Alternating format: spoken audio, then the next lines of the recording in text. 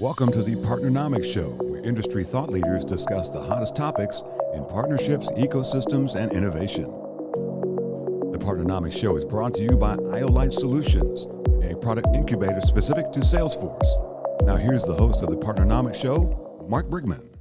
Miss Melissa, how in the world are you doing today? I'm awesome. Thank you so much for having me. Excited to be here. Man, I'm excited to have you. Thank you so much for being a contributor to the Partnernomics Show. Super excited to have you roped into this. Really enjoyed getting to know you, Guideline, your team, strategy, all that kind of good stuff that you guys have been working on. So been super fun to see. But Melissa, for those that are not familiar with Guideline or your career, senior partnerships lead guru at Guideline. Tell us. Yeah, absolutely. I have the pleasure of leading strategic partnerships at Guideline. We are a fintech company that helps small businesses save for retirement. It's an amazing mission. Very happy to be here. And actually, mission driven has been the through line of my career. Prior to coming to Guideline and being one of the founding members of the department, I was at Lyft for a couple years. I headed up several different lines of public and private partnerships as the team lead for strategy and analytics. And prior to that, I was actually a lawyer. So had a couple twists and turns on the career path, but always trying to do the right thing. And, it's just been an absolute pleasure. Partnerships is so fun, such a diverse area to work in, and been loving it at Guideline. Yeah, awesome. Well, like I said, I've enjoyed getting to know you and just kind of, just rapping with you on the cool stuff that you're doing, stand up the group and just develop it and building strategies, executing. It's absolutely good stuff. All right, so are we ready to jump into this? Let's do it. All right, let's do it. So you have mentioned you get to cheat a little bit, as I call it. You are an attorney or kind of have the lawyer background. So first question. Is that an advantage? Having the law background, obviously a lot of what we're doing is putting contracts in place. Is that an advantage? Well, it might depend on who you ask, and you have to be, a little nervous every time you say, "Well, I used to lawyer," because that can always, that might trigger a person or two of how they might feel about you. But I think yes, it is an advantage, and so in general, when you're learning as part of law school, you're trained to really take a fact and argue both sides of it. So it's really helped me to anticipate how a partner may react to a fact or issue, and really, no matter what, how to find the silver lining, right? Like how to share where we are is what it is, and yet here's the value that we can find out of it together. An additional area where I think it's been very helpful is in negotiations, both philosophically and tactically. So if we look at from the philosophical perspective, in strategic partnerships, it's not quite a marriage, but you're definitely in a long-term relationship, right? As you sign up and work together. So it does not serve you or the partner to apply those very aggressive zero-sum tactics. So in my lawyer life, it was a pretty niche area. Everyone knew each other. Odds are you would be up, against the other side, or reputations really had a way of preceding you. So in that way, there was some element of that long-term relationship, but you were really ethically inclined to get the best outcome for your own client. So you had to be a little bit more hard driving. So there's a little bit of yes and no there. On the tactical side, I think one way that the training and the mindset is that we've been able to, make my legal team's life a little bit easier.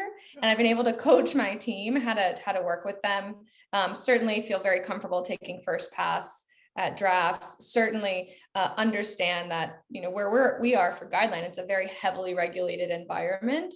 And so the devil truly is in the details. So training my team and how to think through and get very granular when they're seeking legal guidance has helped us find the gray area between risk to the business upside that we can really work within. So I think that's been very helpful in creating momentum and the ability to drive things forward for my team and for the company at large.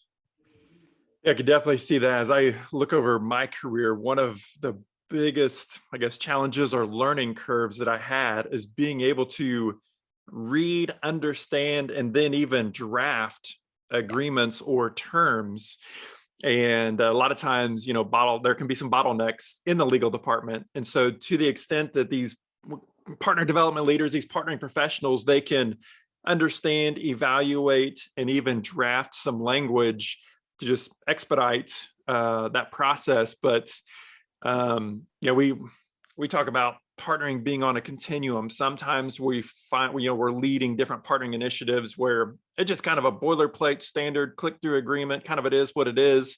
Other times we truly do negotiate those terms through. But in those cases, I could definitely see we're having a background in law where you already know what indemnification, limitation of liability, force majeure, all these kind of crazy clauses, set off rights. I mean, you kind of already know what all those terms mean and how they play into the fold. But for a lot of partnering professionals, they have to learn that stuff, and Totally. it can take some time. Yeah. It can take some time. I think that's where asking great questions comes in, right? Take your legal partner, go out to a beer. Give me just normal human speak, force majeure. What are we talking about here, right? And over time, developing that muscle, understanding over time, it'll get there. So, and I think the other thing to your point is when you have to negotiate, take the pen, take the first pass. You won't get it right. It probably isn't going to be in the correct legalese, but at least starts to have you understand, okay, this is what I was intending with this term.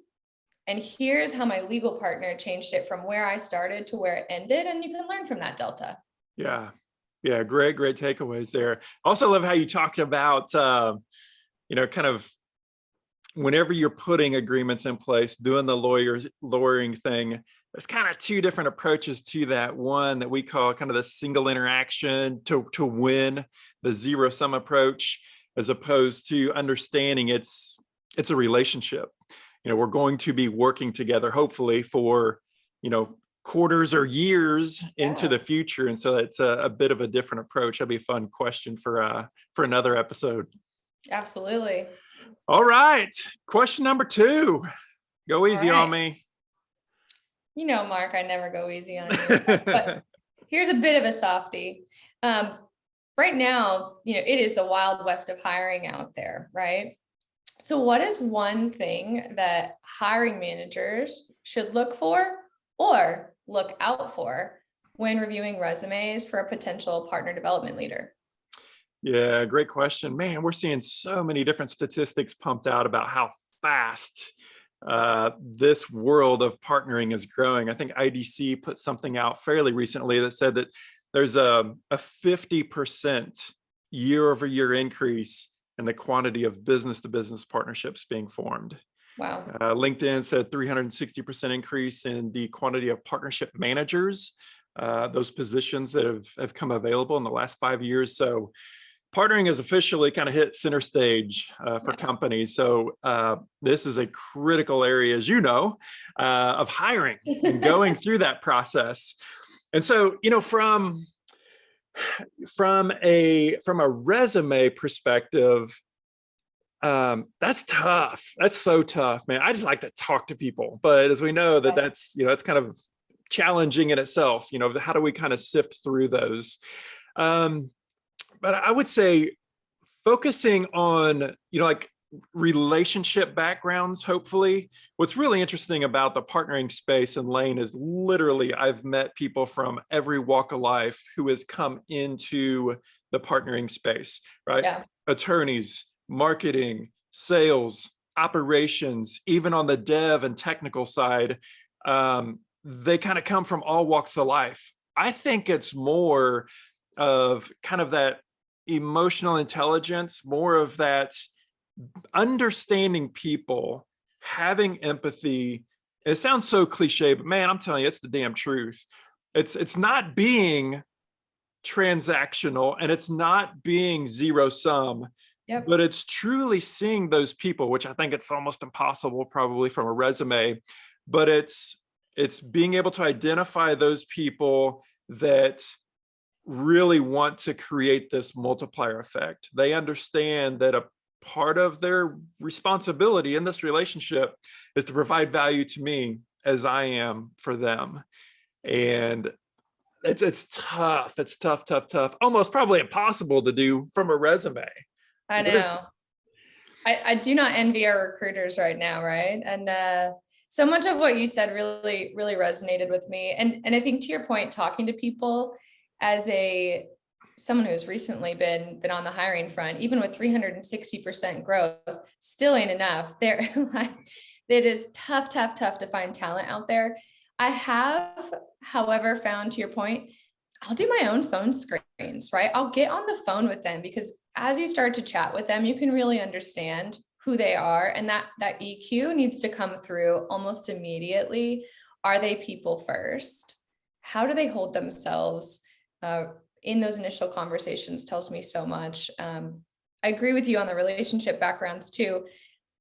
I've also found that some of the superstars I've seen have been first in role, whatever it is. It's really fascinating if you find someone who's been able to come into a very ambiguous situation before and thrive in that environment. It's that entrepreneurial spirit that, you and I agree is so germane to success in partnerships. Is maybe you don't have the roadmap before you, but you can figure it out, and you're going to always figure out how to deliver that mutual value from the fact that you ascribe to an idea of mutual respect and success. I think has been somewhat of an indicator for me looking at resume, but get on the phone, talk to people for sure. Yeah, you brought up a good point there with kind of the entrepreneurial piece. Partnerships is on this continuum between more transactional in nature. So I think it's not just I'm hiring a partnering professional, but it's like, what lane of partnership initiatives will he or she be leading? And if it is kind of more, more transactional, kind of more structured in nature, let's say, running a referral partnership program, something to that effect, you will hire in that lane. But where it really becomes, I think, more tricky is when you're truly going over to what we call, that highly collaborative, that more strategic, that less defined side, where you're really playing in this realm of innovation and kind of creating this thing as you're putting it together. That's really when you need to look at people that are entrepreneurial. They can kind of think on their own. They have more of a CEO kind of a mindset than, say, a salesperson just trying to close the next partnership deal or co-selling deal. So I think that's one of the things that we need to identify first, is like, truly, what is the role? And then going after that particular role. Yeah, absolutely. Really good call out. Okay, so next question, and near and dear. We're still, I guess, barely in the first half of this year, but man, budgets, always the big question around. We're always resource constrained. Should the partnering function and marketing, should they share a budget? Super great question. Money, always top of mind. Resource constraints, always top of mind. Actually, at Guideline, we do share a budget with our marketing team. And I don't know if it's blasphemous, but I love it. When we are sharing that budget, it really means that we're not negotiating internally for allocation. Now, it does mean that strategically, incentives need to be aligned. How we're measured, how success is defined for us needs to be aligned. And it is where we are. So that really works. Additionally, 2 unified voices at the table when you start doing budget analysis and exercise is generally better than 1. So I would actually encourage, to be open to that if that ends up, where the partnership leader finds themselves. For me, a way that it's been beneficial is I am happy to pay for performance. So I will work through economic terms that incentivize great leads to come into the funnel and then close. So then my spend is contingent on the right kind of top of funnel opportunities. And I'll work really closely with my marketing and my finance partners to understand what confines I'm working in. If you haven't spent a bunch of time in a spreadsheet, and I'll actually share a very quick personal aside. When I first started dating the man that is now my husband, I had no personal budget. The internal family joke is, budget? Is that a French term? Like, I've never heard of this. It must be fancy. And I remember literally crying, pulling my sweater like up to my nose because I was nervous crying as he's walking through a spreadsheet teaching me about my budget. So I have gotten better. And it is so helpful to understand how a P&L is structured in order to think through structuring economic terms with the partner. So I'll work with my finance partners to understand what's the CAC and what's the LTV to CAC ratio. Is really important to me, and kind of where are my limitations.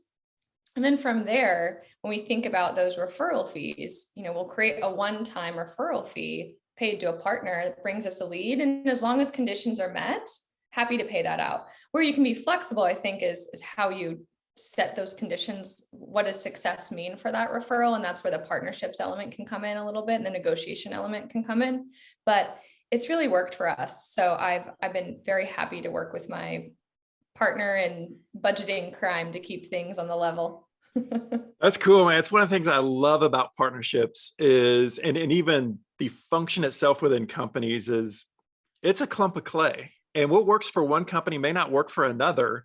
True. But it's kind of cultures, it's people, it's vision, it's leadership. It's all these things put together where you guys get to develop your own secret sauce. I can tell you that the vast majority of the clients we work with, they have separate budgets, right? Between the marketing and the partnering function.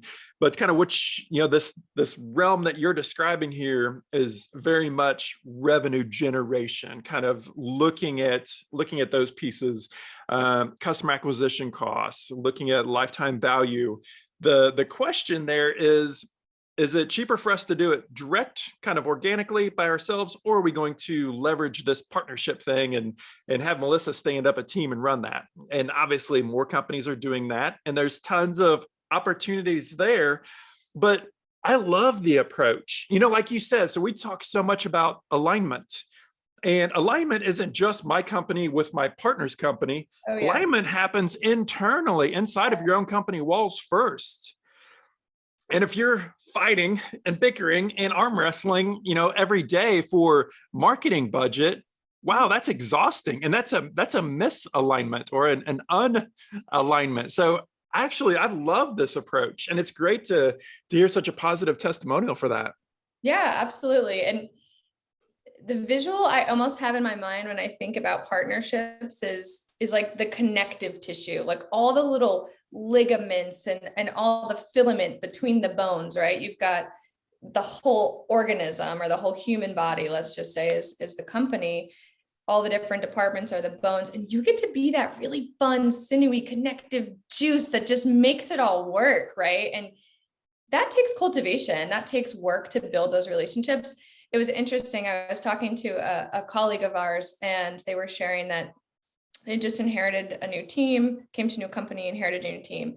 And one of the partnerships professionals was pushing back on some of the internal work, some of the meeting setting with all the cross-functional stakeholders, some of the necessary whipping of the votes, if you will, that it takes, that EAs should do that. Absolutely not.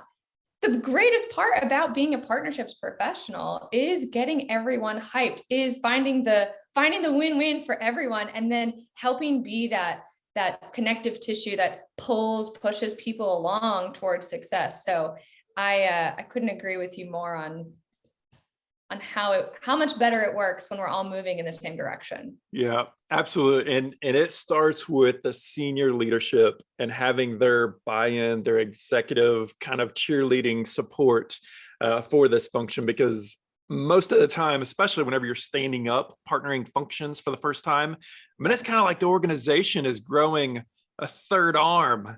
It's kind of like, what is that department? What is that group? What is that team? What are they doing? What's their function?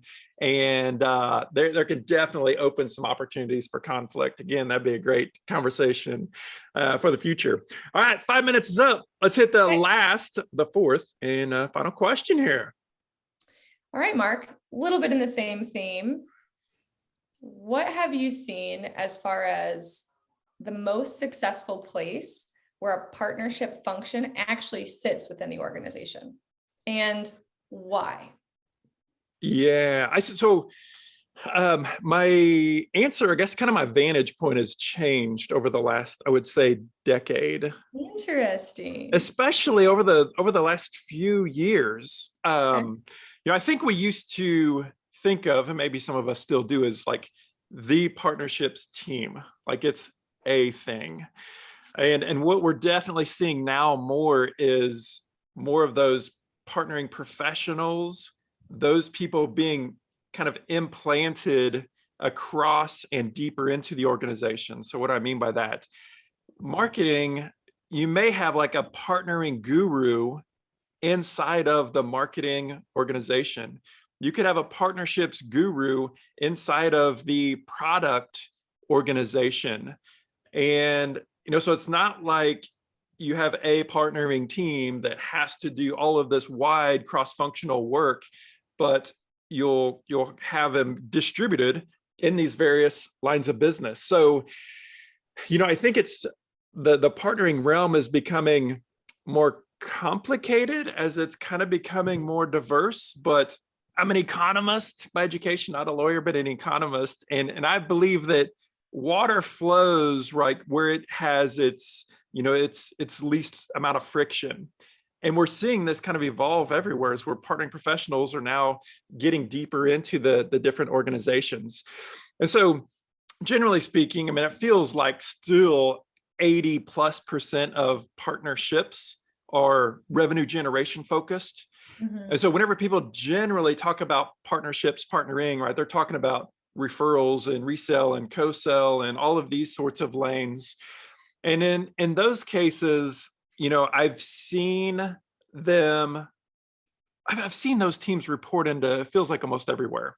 Yeah. COOs, CMOs, definitely CROs, chief revenue officers, those various lanes. But, again, kind of goes back to what we were chatting about a couple minutes ago. Partnering is a clump of clay. And based upon strategies, based upon leadership, based upon the support, based upon the backgrounds and the understanding of different leaders, they can kind of fit anywhere, but there's certain boxes that need to be checked. Yeah. One kind of key box is it has to be a strategic, longer term thinking leader. It can't just be about this month's quota and damn the torpedoes, we have to hit this month's quota, because partnering goes kind of by a separate set of rules. Yeah, I agree. Man, lots to unpack there, right? I love it. No, I love it. I love it. We are very, we have been that lump of clay that has been under the CEO, COO, and now we have a CRO. And to your point, he plays the infinite game. And so he understands that we are kind of the longer tail strategy. There's not the pressure to execute on a monthly basis or even quarterly. I mean, absolutely, we kick goals together and we do it really in close concert with marketing and sales, who all report into that gentleman. But I think there's an understanding of the long-term vision. I wanted to go back to your guru inside the organization and actually share a book. I haven't shared this with you yet. Team of Teams by General Stanley McChrystal. You, as a former military man, might like it. It resonated with me on so many levels. And one of the things he shares about that made their ability to be so successful in a very complicated new world of military operations, specifically with how to fight Al-Qaeda, was this embedding program where they would take someone from the SEALs team or someone from the CIA and drop them into intermixed organizations, because you develop trust, empathy, understanding, and it allows the organization to be so much more adaptable and move faster, which, the world for so long, business management theory has been about efficiencies. Well, it's not very efficient to take your marketer and halo them into a CS role for a period of time, but darn if they don't really learn about who the customer is and their needs. So that guru inside the organization, or thinking through organizations that have a design for business outcomes versus business functions, is super fascinating to me. And I could geek out on organizational design for hours, but the book was really fascinating as well. Yeah, thanks for the recommendation. I wrote it down. I'm definitely going to hit that. Hey, before we wrap up, I want to hit on one thing that you shared there because I hear this a lot, and that is, whenever we have these revenue-focused partnerships, we're not, executing against those revenue targets, or we kind of do it in a different way than direct sales. Yeah. And what I would impress upon people to say or think of this role, it's you're executing against goals.